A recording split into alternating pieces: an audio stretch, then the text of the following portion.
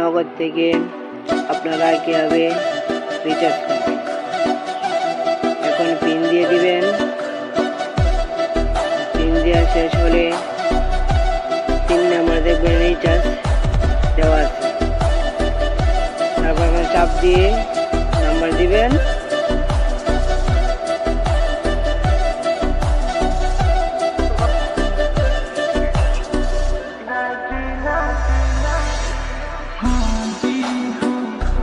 Number দেওয়া শেষ হলে তারপর আপনি কি সিমে দিবেন। আমি দিচ্ছি রবিতে।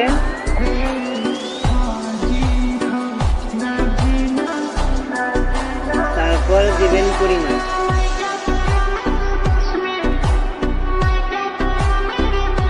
এখন পিন দিয়ে দিবেন। চাপা ধরে রাখেন।